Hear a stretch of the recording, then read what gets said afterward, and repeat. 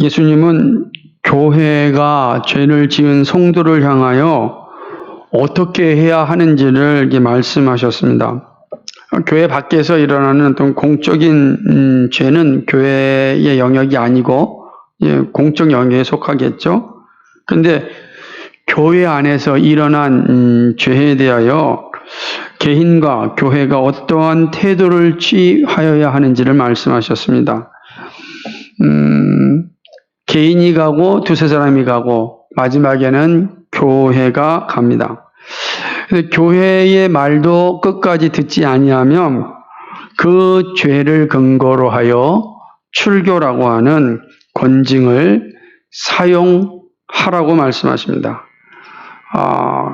출교는 교회로부터 내어 쫓김을 당하는 겁니다.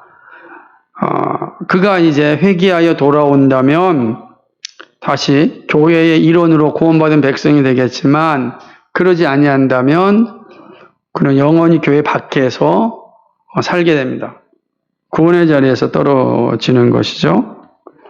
그래서 이 권징의 사용은 어디서 이루어지는 거냐면 지역교회 안에서 이루어지는 겁니다.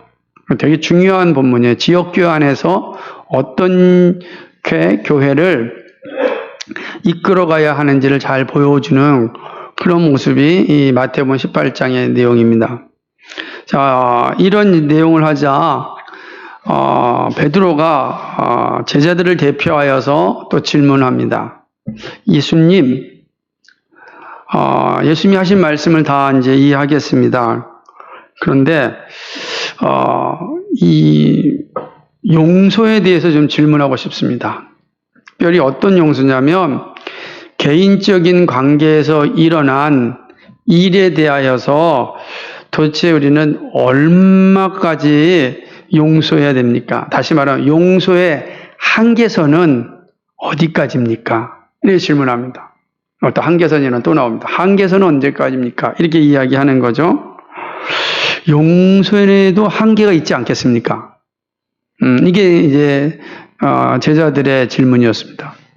이에 대해 예수님께서 답변하십니다. 그것이 오늘 본문입니다. 베드로는 한 형제의 죄를 언급합니다.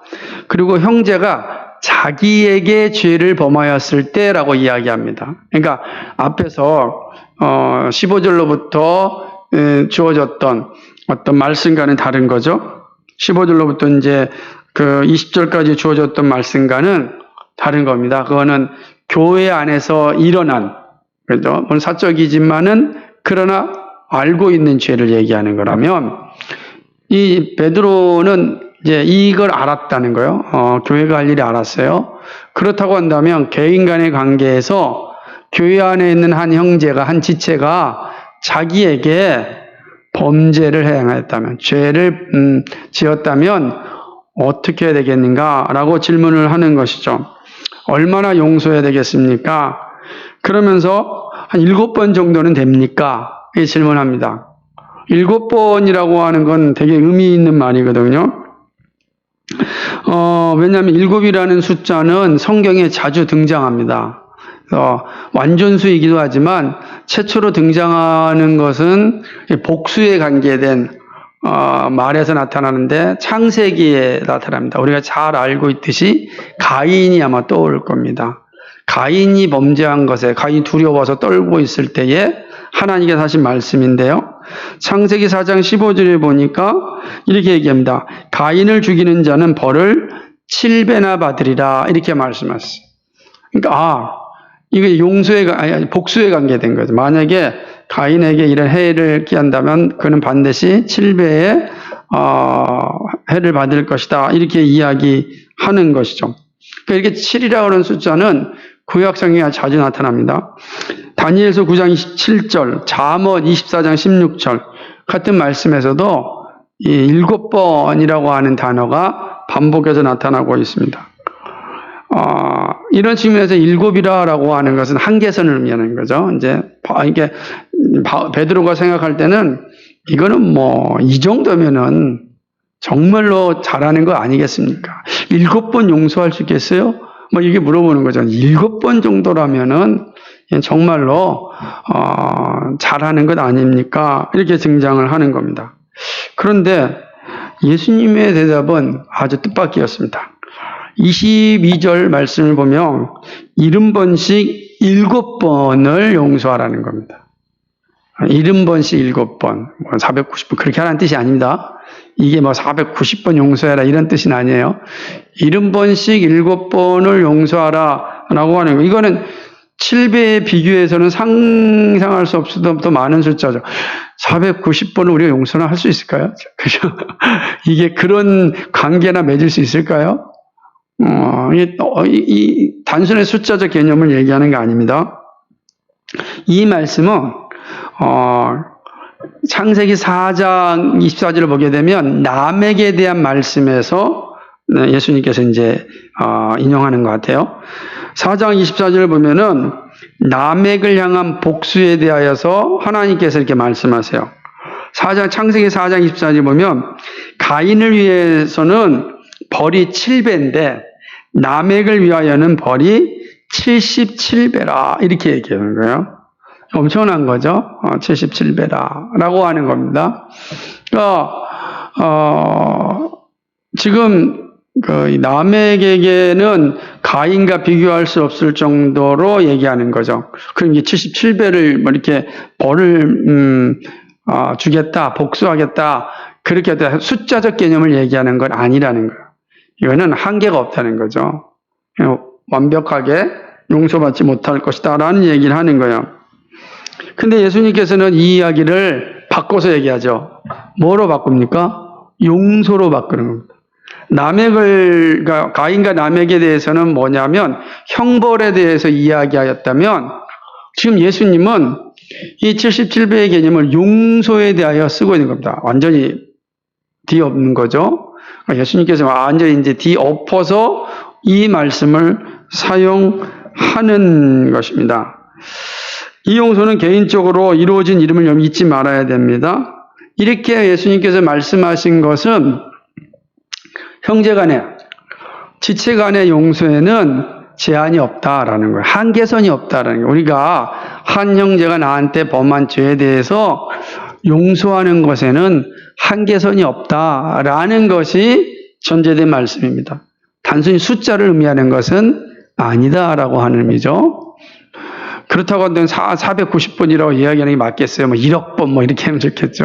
근데 이게 이제 숫자적으로를 의미하지 않는다라는 것을 어떻게 알 수가 있냐면 뒤이어서 예수님께서 하시는 비유를 통해서 알 수가 있는 거예요.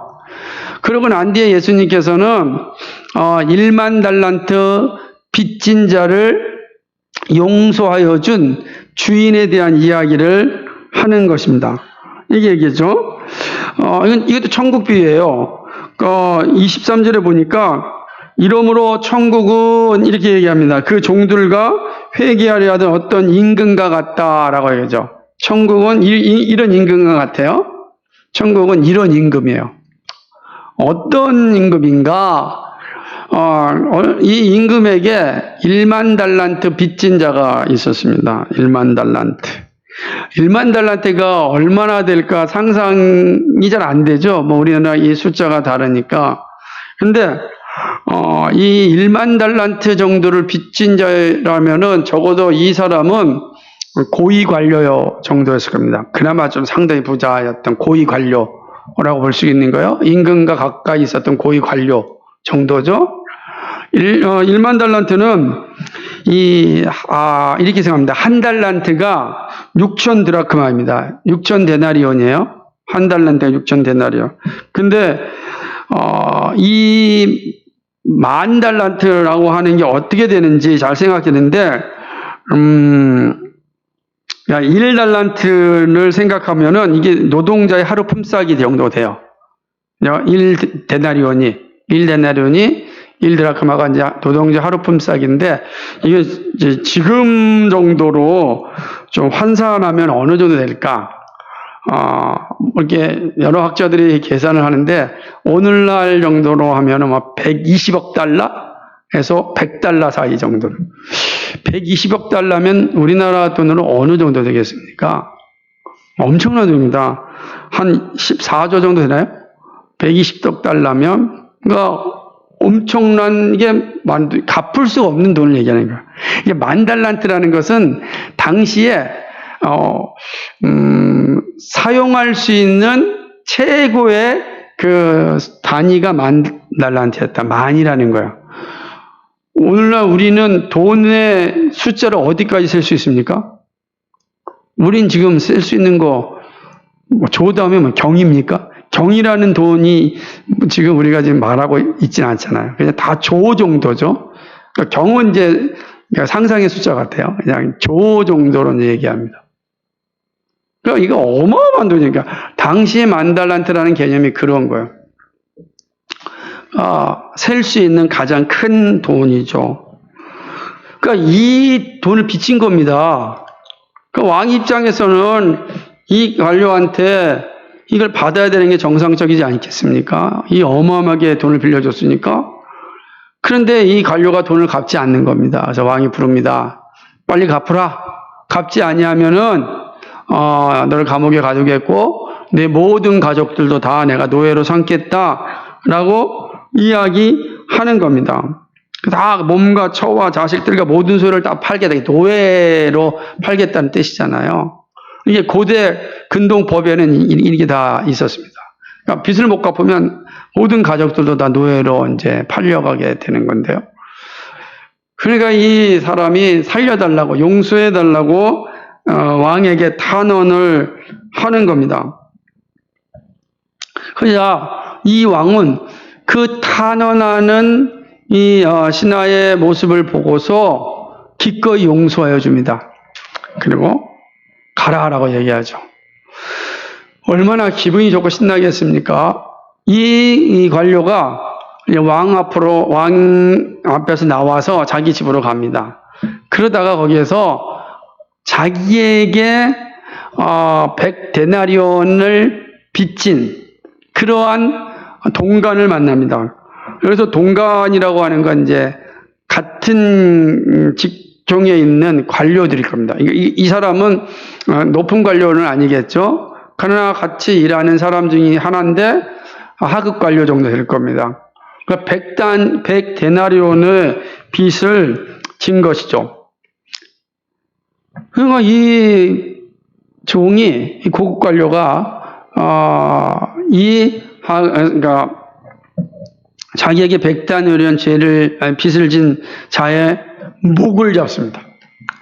목을 잡고 갚으라고 하는 겁니다. 이 목을 잡았다라는 표현이 재밌는 거예요. 왜 목을 잡았을까요?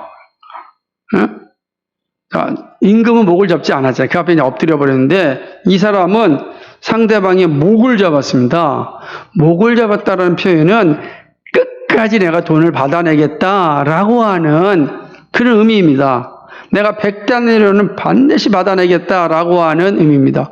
근데 이 하급 관료도 100데나리온이 없는 겁니다. 돈이 있었으면 벌써 갚았겠죠. 그러니까 용서하여 달라고 이야기합니다. 근데 이 종이 어떻게 합니까? 그 100데나리온 빚진 자를 향하여서 허락지 않습니다. 참아달라고 하는 말에 허락지 아니하고 저가 빚을 갚도록 감옥에 집어넣습니다. 100데나리온은요, 100드라크마죠. 이거는 10,000달란트와 비교하면 60만 배 차이가 납니다. 60만 배. 그러니까 60만 배 차이가 나는 그런 빚을 진 거예요. 근데 자기는 지금 10,000달란트 용서를 받았는데 지금 100데나리온 빚진 자를 용서하지 못해주는 그런 모습인 거죠. 그러니까 이 사실을 알았던 동료들이 주인에게 고합니다. 그러자 주인이 다시 종을 부릅니다. 그러면서 이제는 불쌍하게 여겨지지 아니하고 악한 종이라 말씀하십니다. 그래서 내가 너를 불쌍히 여겨서 이 빚을 탕감하여 주었다고 한다면 너도 나를 본받아서 탕감해 줘야 되지 않겠느냐.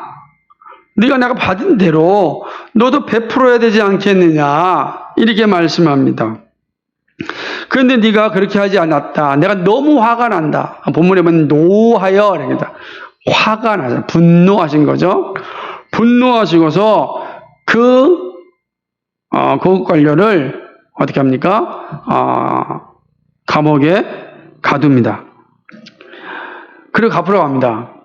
10,000달란트는요, 갚을 수가 없어요. 이거는 사제 외에는, 그러니까 탕감 외에는 불가능한 돈입니다. 그럼 감옥에서 어떻게 되는 거죠? 사면받기 전까지, 탕감받기 전까지는 영원히 감옥에 있어야 됩니다. 감옥에 있는 사람이 자기에게 빚진 사람의 목을 잡을 수 있겠습니까? 못 잡는 거죠. 아무 의미가 없죠. 이 사실을 지금 말씀하는 겁니다. 그러면서 35절에 이 말씀의 중요한 결론을 이야기합니다. 너희가 각각 중심으로 형제를 용서하지 아니하면 내 천부께서도 너희에게 이와 같이 하시리라, 이렇게 말씀합니다. 자, 그럼 천국은 어떤 것이죠? 용서가 있는 것이죠. 온전한 용서가 있는 것. 어떤 용서입니까? 마음으로, 진심으로 용서함이 있는 것. 그래서 거기에는 서로에 대한 불신과 원망과 시기와 또 뭐가 없겠습니까? 협박이 없는 거죠. 거긴 그런 게 전혀 없는 겁니다. 오히려 거기에는 함께하는 삶이 있습니다.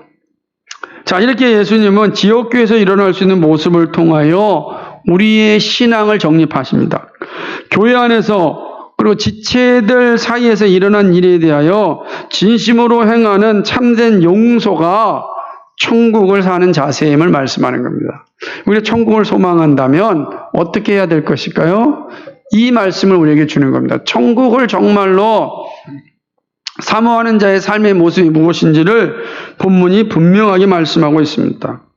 참된 용서가 없이는 천국의 삶은 불가능한 겁니다. 자, 그렇다면 진심으로 행하는 용서가 무엇이고 왜 천국을 사는 삶인지 구체적으로 살펴보고자 합니다. 첫 번째로 참된 용서는요, 한계가 없습니다. 이 말이 무엇인지 잘 기억합시다. 구약은 복수에 대한 기록이 많습니다. 그런데 주님은 용서에 대하여 말씀하십니다. 용서는요, 지역교회에 정말 필요한 영적인 자세입니다. 지역교회가 건강하게 세워지는 데 있어서 용서는 정말 중요한 역할을 합니다. 용서가 없이는 지역교회는 존립하지 못합니다. 왜? 우리는 다 연약한 존재들, 완벽한 존재는 우리 가운데 없잖아요. 완전한 존재는 없잖아요. 그래서 실수도 있고 또 서로에게 있어서 상처를 줄 수도 있고 받을 수 있는 게 이 땅에 살아가는 우리의 한계입니다. 우리의 진심이 곡해될 수도 있습니다. 그런 것들이 너무 많은 게 우리 이 땅의 삶입니다. 그러다 보면 우리가 지체에게 죄를 지을 수 있습니다. 지체의 마음을 상하게 할 수도 있는 것입니다. 이때 그 모든 것들을 다 아물게 다시금 천국 백성의 삶을 살아갈 수 있게 하는 데는 용서가 반드시 필요합니다. 그러니까 용서는 지역교회에 필요한 영적인 자세이죠. 예수님은 다수가 알고 있는 죄에 대하여 어떻게 처리해야 하는지를 이미 말씀하셨습니다. 그리고 교회 안에서 일어나는 개인적인 일들에 대하여 자세를 다시 말씀합니다. 개인적인 사건들에 대하여 그리스도인이 가지고 있어야 할 자세입니다. 그건 용서인데 이 용서에는 한계가 없습니다. 이 말은 이런 거야. 만일 너희가 용서하였다고 한다면 너희의 마음에 담아두지 말라라고 하는 의미도 합니다. 한계가 없다는 것은 우리의 마음에 용서한 것에 대해서는 어떻게 하라는 거예요? 담아두지 말라는 거예요. 다 내어버리라는 겁니다. 담아둔다는 것은 뭡니까? 아직 진심으로 용서하지 않았다는 거죠. 그러니까 우리가 용서에는 한계가 없다라고 하는 것은 우리 안에 있는 이 용서가 미움과 그러니까 상대방의 용서가 이제 내 안에 다 사라진 거예요. 없어요. 없어버리라고 이야기하는 것이죠. 마음에 담아두지 말아야 됩니다. 내가 용서했다면 그 사람의 죄를 내 마음에 담아두는 것은 용서하지 않은 것입니다. 참된 용서는요, 마음으로부터 잊어버리는 것입니다. 물론 이 일이 쉬운 것은 아닙니다. 하지만 예수님은 그리스도인이 가지고 있어야 될 본분을 분명하게 말씀하신 거예요. 그리스도인은 어떤 본분을 가지고 있어야 되는가? 바로 이 용서의 마음입니다. 용서. 그러니까 내 마음 속에 이 용서가 가득 차 있고 미움은 다 사라져야 돼요. 그러니까 지체로부터 받았던 것들을 내가 용서했다면 그 마음들 있죠. 그 싹 없애버려야 되는 거죠. 근데 그게 남아있으면 절대 용서가 안 되는 거예요. 아직 용서하지 않은 거죠. 예수님 그렇게 말씀하신 겁니다. 70번씩 70번이라도 용서하라고 하는 이 말씀죠. 70번씩 7번. 이 말씀은 잘 생각해 보십시오. 이게 용서의 한계성이 존재해서는 안 된다는 말씀입니다. 물론 여기에는 범죄한 지체의 회개가 있어야 하면 당연합니다. 그죠? 나에게 범죄한 지체가 나에게 용서를 구하고 회개하였다면 우리는 그 회개와 용서를 다 받아들이되 어떻게 해요? 잊어버려야 된다는 거예요. 의심해서는 안 되고 그냥 용서하였다면 그걸 가지고 있어서는 안 돼. 다 잊어버리면 됩니다. 그게 용서다라고 하는 것이죠. 죄에 대한 회개가 있다면 우리는 언제나 용서할 수 있습니다. 문제는 이제 이러죠. 상대방이 나한테 범죄를 했는데 피해자인 나는 인식하는데 가해자가 인식하지 못할 때입니다. 그 사람은 결코 이렇게 사과하지 않겠죠. 그럼 내 마음속에 용서가 못하는 거잖아요. 막 마음에 남아 있는 거죠. 이때가 가장 어렵습니다. 사실 이때는 담대하게 알려줘야 됩니다. 나는 이것 때문에 내가 마음에 상처를 받았다라고 하는 것을 알려주고 비로소 인식하여서 그 사람이 그것에 대해서 용서를 구하면 우리는 완벽하게 용서할 수 있어야 됩니다. 하지만 개인적인 죄라고 할지라도 하나님을 망령되게 하는 것과 배교의 자리로 이끌게 하는 죄에 대해서는 용서의 차원이 아닙니다. 그러니까 다른 사람이 나에게 죄를 범죄했는데 그 범죄가 나로 하여금 배교하는 자리로 가게 했던 것과 그죠? 이런 거. 또 나로 하여금 하나님을 망령되게 일컫게 하는 죄를 범하게 했던가. 이것은 용서의 차원이 아니라는 거예요. 그건 권징의 차원이다. 라고 하는 겁니다. 다만 우리가 개인적인 관계에서 우리가 실수할 수도 있고 또 뜻하지 않게 나에게 범죄하였을 경우에 우리는 그 정도가 우리에게 용서를 구하면 우리는 70번씩 7번이라도 용서해야 된다. 마음에 어떤 것이 남아있으면 안 된다라고 하는 거죠. 100데나리온 이 사람이 죄송하다 갚겠으니 용서해 달라 했을 때 용서해 줄 수 있어야 된다는 거예요. 용서해 줄 수 있어야 된다. 근데 그 용서는 한계가 없는 거예요. 계속 안 된다라고 하는 것이죠. 그렇다고 한다면 이런 용서를 어떻게 할 수 있겠는가? 이게 두 번째인데요. 참된 용서는 그리스도의 은혜 받음의 증거입니다. 그러니까 그리스도의 은혜가 충만할수록 우리는 무한한 용서를 할 수 있습니다.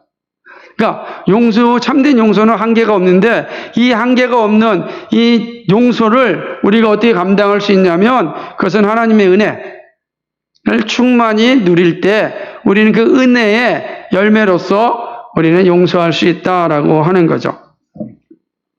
교회 안에서 함께 지내다 보면 서로 오해도 하고 실수도 하게 됩니다. 그러다 보면 때때로 다툼도 할 수 있습니다. 그런 일이 없는 것이 가장 좋지만 타락한 우리의 삶에는 어떤 일이 날지 아무도 모릅니다. 사소한 것으로 관계의 틈을 갈라놓을 수 있습니다. 사소한 것이 관계의 틈을 갈라놓습니다. 그 관계의 틈이 용서라는 접착제로 다시금 붙지 아니하면 계속해서 벌어집니다. 그건 어느 순간 건너지 못할 강이 될 수도 있습니다. 이게 예수님이 원하는 마음이 아니라는 거예요. 이때 서로 회개하고 용서하는 게 정말 중요합니다. 그것이 바로 천국 백성의 모습입니다. 우리는 예수 그리스도의 은혜로 구원받았습니다. 천국 백성이 되는 영광을 누렸습니다. 예수님께 무한한 용서를 받았습니다. 우리의 삶의 모습을 볼 때 우리는 사실 예수님께 용서받을 수 있는 그런 존재가 아닙니다. 마치 우리는 1만 달란트 빚을 진 자와 같습니다. 우리의 모습을 보시죠. 우리는 정말 1만 달란트 빚진 자의 모습을 결코 갚을 수 있는 존재가 아니에요. 용서받을 수 있는 존재가 아닌 것입니다. 우리 스스로 거룩한 일을 할 수 없습니다. 우리는 이 죄의 값을 반드시 치러야 합니다. 그 죄의 값은 죽음이에요. 영원한 형벌 가운데 떨어지는 것이 오늘 우리의 모습입니다. 그런데 우리의 죄가 용서받았습니다. 우리의 죄의 빚이 탕감받았습니다. 결코 탕감받지 못할 것 같은 그 빚이 탕감받았습니다. 성육신하신 예수님이 우리의 죄를 사하기 위하여 십자가에서 죽으셨습니다. 우리의 죄가 예수님의 죽으심으로 말미암아 탕감받았습니다. 용서받았습니다. 그리고 은혜로 살 수 있도록 성령을 우리에게 선물로 주셨습니다. 저는 이게 은혜라는 거예요. 우리가 빚을 탕감받은 것만으로도 감사한데 우리가 은혜의 삶을 살 수 있도록 성령을 선물까지 주셨습니다. 이게 우리가 받은 은혜예요. 이게 놀라운 거죠. 로마서 5장 8절에 우리가 아직 죄인 되었을 때에 그리스도께서 우리를 위하여 죽으심으로 하나님께서 우리에 대한 자기의 사랑을 확증하셨느니라. 아멘. 우리가 아직 죄인 되었을 때에 그리스도께서 우리를 위하여 죽으셨습니다. 우리의 죄의 빚을 다 탕감하여 주셨습니다. 그리스도께서 우리를 위하여 죽으셨습니다. 그러므로 우리가 살아났습니다. 그리스도께서 죽으시고 우리가 살아났습니다. 이렇게 우리는 용서를 받았습니다. 그리고 천국을 선물로 상속받았습니다. 로마서 8장 16절에 성령이 친히 우리 영으로 더불어 우리가 하나님의 자녀인 것을 증거하십니다. 선물로 오신 성령께서 이제 무엇을 증거하시냐면 그리스도로 말미암아 죄의 빚을 탕감받은 우리가 하나님의 자녀가 맞습니다 라고 증언하여 주십니다. 인쳐주시는 거예요. 놀라운 일이죠. 내가 하나님의 자녀요 라고 하는 것이 아니라 성령께서 우리가 하나님의 자녀인 것을 증거하십니다. 이게 은혜입니다. 죽을 죄인이 하나님의 자녀가 되었습니다. 그리고 천국에 들어가도록 구원하십니다. 디모데후서 4장 18절 말씀 보니까 참 중요한 말씀이 기록되어 있어요. 주께서 나를 모든 악한 일에서 건져내시고 또 그의 천국에 들어가도록 구원하시리니 그에게 영광이 세세무궁토록 있을지어다. 아멘. 그랬습니다. 나를 모든 악한 일에서 건져내시고 그의 천국에 들어가도록 구원하십니다. 누가요? 예수님께서. 그렇게 하신 거죠. 이것이 앞에 말씀드렸던 그리스도 십자가의 사건이요, 성령의 오심이라는 거죠. 그리고 나로 하여금 끝까지 인도하여 주셔서 천국 백성으로 살게 하시는 겁니다. 구원에 이르게 하는 거죠. 그렇죠? 그 전적인 그리스도의 은혜 속에서 이루어진 거죠. 이것이 그리스도인이 받은 선물입니다. 우리가 받은 선물입니다. 우리가 누리고 있는 영광입니다. 죄인 중에 죄인인데, 지렁이만도 못한 죄인인데 하나님의 자녀가 되었고 천국을 상속받았습니다. 이게 그리스도인 된 우리의 자부심입니다. 우리의 본질입니다. 이거보다 더 큰 선물이 어디 있겠습니까? 이 땅에서 가지고 있는 선물이 얼마나 대단하겠습니까? 이 땅이 아무리 대단한 권세를 가진 자 할지라도 시간이 지나면 다 사라집니다. 여러분이 가진 그 어떤 영광도 다 사라지게 되어 있습니다. 근데 우리는 영원한 천국을 상속받았습니다. 사라지지 않는 선물, 사라지지 않는 영광, 우리가 받은 자입니다. 바로 우리들이 갚지 못할 1만 달란트 빚을 탕감받았습니다. 놀랍습니다. 그러니까 이 사실이 우리 안에 가득 차 있다고 한다면 우리는 형제를 용서할 수 있어야 합니다. 그 은혜가 충만하다면 용서할 수 있습니다. 참된 용서는 우리의 노력만으로 되는 것이 아닙니다. 어느 정도 감당할 수는 있지만 오래 갈 수는 없습니다. 그래서 용서는 영적인 성숙에 따라 점점 깊어집니다. 여러분, 나이가 든다고 해서 온유해지고 이해심이 많아지는 게 아닙니다. 어느 정도는 이해심이 생깁니다. 왜냐하면 포기하기 때문에. 나이가 들면 포기할 게 많거든요. 다 포기합니다. 많이 포기해요. 아유. 그래서 나이가 든 그 할아버지 할머니가 되면 손주 손녀들을 혼내지 못하잖아요. 포기하는 거예요. 이해심이 많기도 하지만 포기도 하는 거죠. 그래서 온유하게 느껴지기도 합니다. 그러나 그것도 오래가지 못하는 거죠. 어느 정도는 가능한 거죠. 참된 용서는요, 그렇게 시간이 가서 저절로 생기는 게 아니에요. 영적으로 성숙해야 돼요. 어떤 성숙입니까? 그리스도의 용서와 사랑을 충만하게 가지고 있을 때 우리가 형제를 향하여서 용서할 수 있는 힘이 생기는 겁니다. 그러니까 이 용서는 힘이거든요. 힘이 생길 수 있어요. 그게 내 안에 가득 차면 이제 용서할 수 있습니다. 그리고 인내합니다. 언제까지 인내합니까? 끝까지 인내하는 거예요. 끝까지 인내하는 거예요. 그런 의미에서 참된 용서는 그리스도인됨의 표지이고 성숙한 신자의 증거입니다. 사랑하는 여러분, 여러분 가운데 이런 표지가 더 깊어지기를 주님의 이름으로 간절히 축복합니다. 세 번째는요, 참된 용서가 없는 자에게는 용서 없는 심판이 있습니다. 이게 중요한 거죠. 예수님은 십자가상에서 자신을 죽인 자들을 용서하였습니다. 스데반 집사도 자신을 죽이는 이들을 용서하였습니다. 참으로 쉽지 않은 일입니다. 우리는 가끔 이 피해자가 가해자를 용서하는 소식을 듣습니다.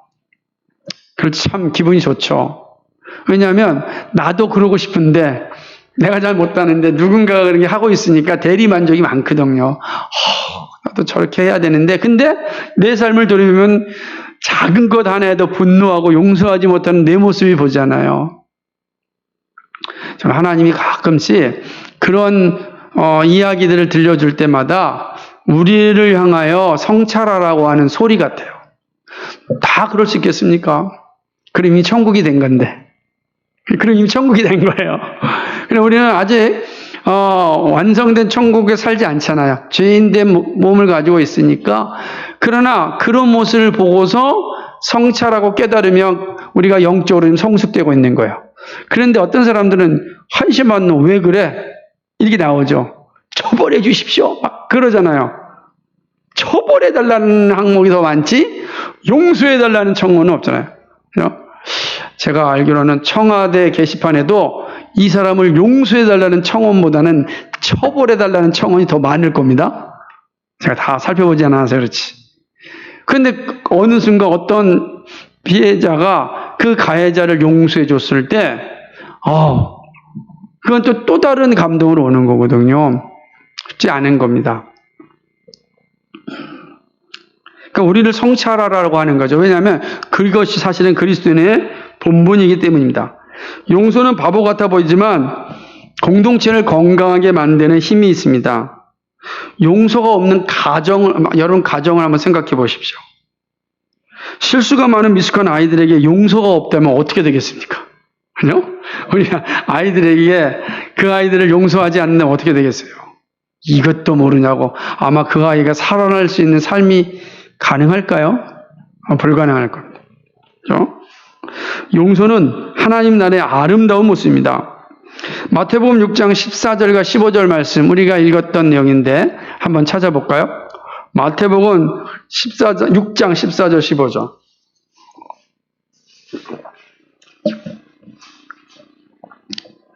같이 있습니다. 너희가 사람의 과실을 용서하면 너희 천부께서도 너희 과실을 용서하시려니와 너희가 사람의 과실을 용서하지 아니하면 너희 아버지께서도 너희 과실을 용서하지 아니하시리라. 용서에 대한 하나님의 관점을 말씀하십니다. 용서할 때 용서함 받습니다. 그러나 용서함 받은 자가 용서하지 않으면 심판에 이릅니다.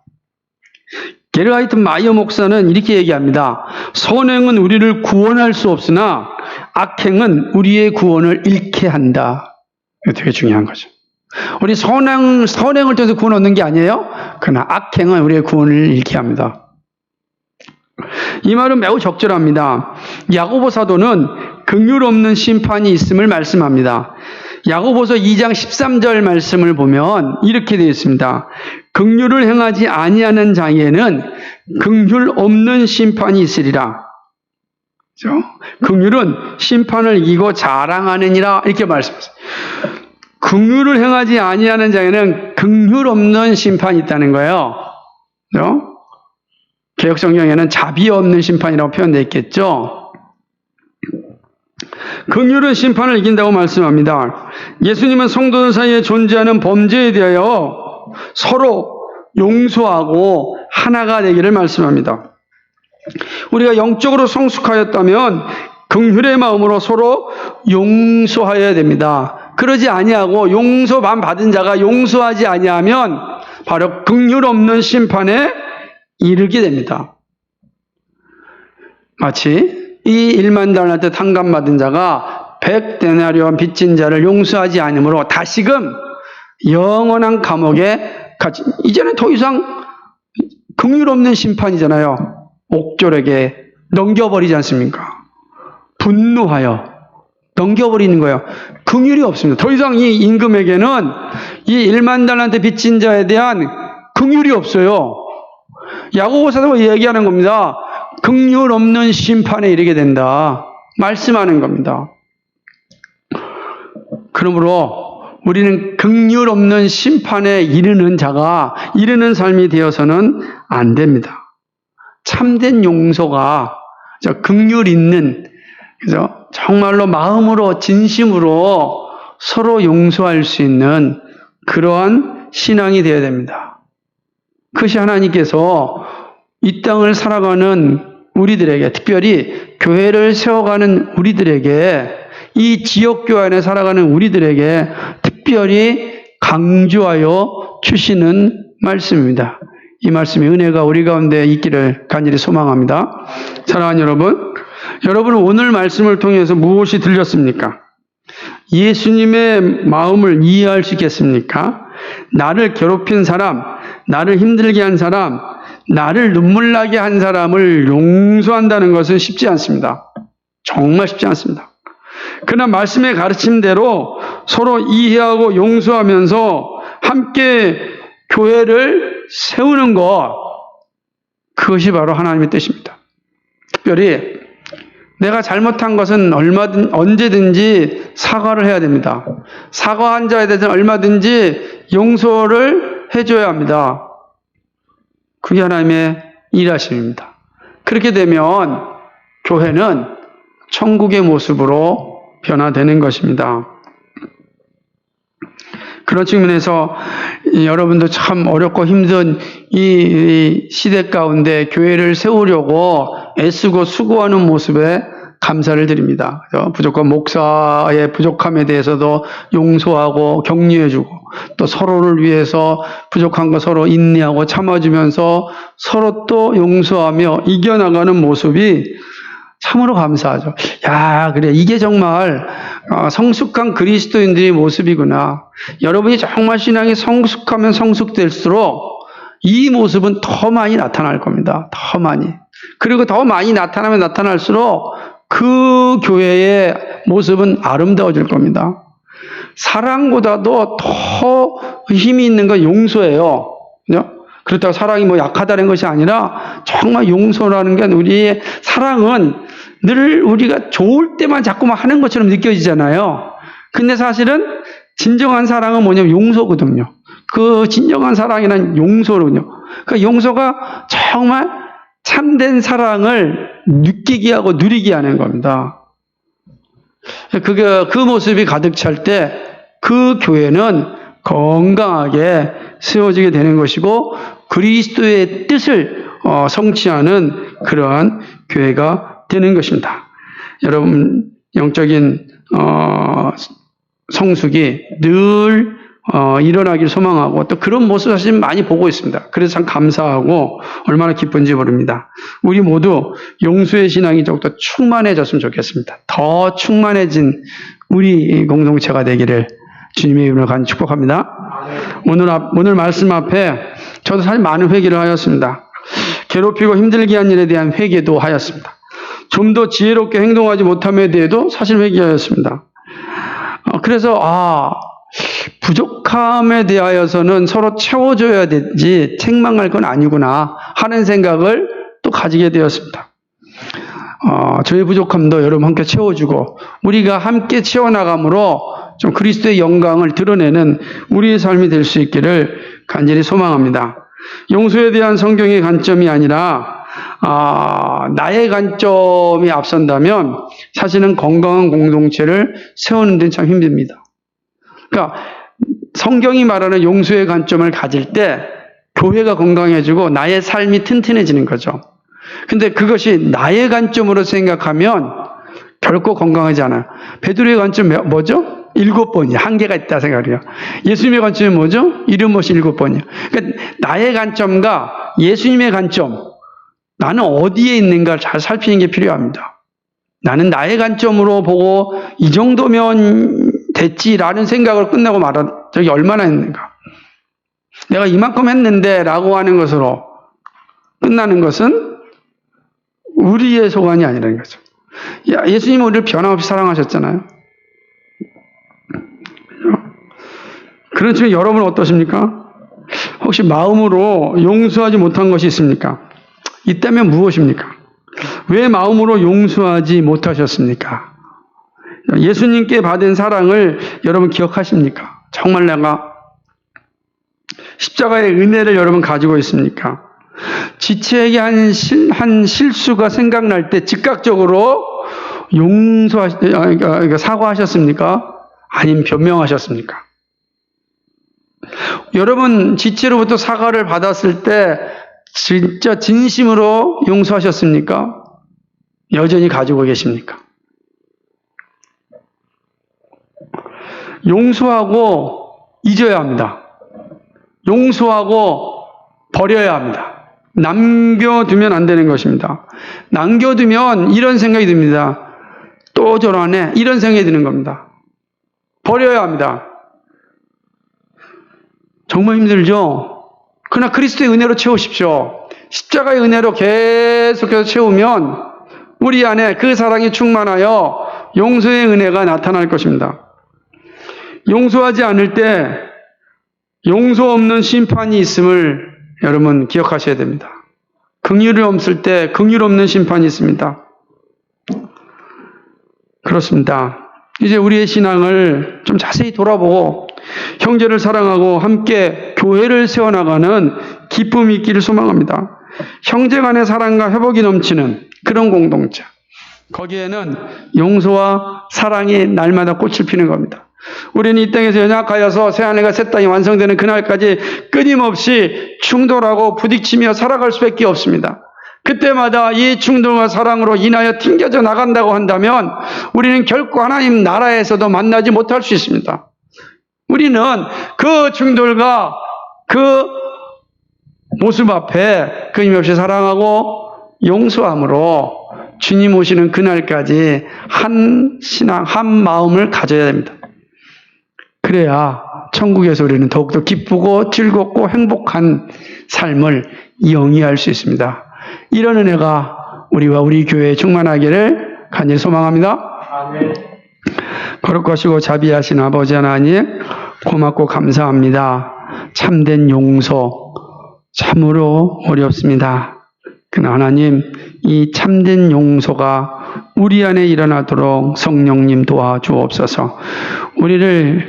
우리의 죄를 다 탕감하여 주시고 우리를 자녀로 삼아주신 하나님, 우리가 자녀로 살 수 있도록 성령을 선물로 주셔서 성령을 통하여 우리가 하나님의 자녀임을 증거케 하시고 마침내 구원을 완성케 하신 하나님, 참으로 감사를 드립니다. 그 은혜를 우리가 기억하고 그 사랑을 기억함으로 그 사랑으로 우리가 사랑하고 용서할 수 있는 우리 모두가 되게 하여 주옵소서. 우린 다 연약하고 부족하여서 실수도 많습니다. 하나님 아버지, 실수할 때 즉각적으로 사과할 수 있는 믿음도 주시고 사과받을 때 영원히 잊어버리는 용서가 우리 가운데 넘쳐날 수 있도록 도와주옵소서. 그럴 것인 주님께서 그러한 신앙으로 우리를 빚어 주옵소서. 감사합니다. 예수 그리스도의 이름 받들어 기도하옵나이다. 아멘.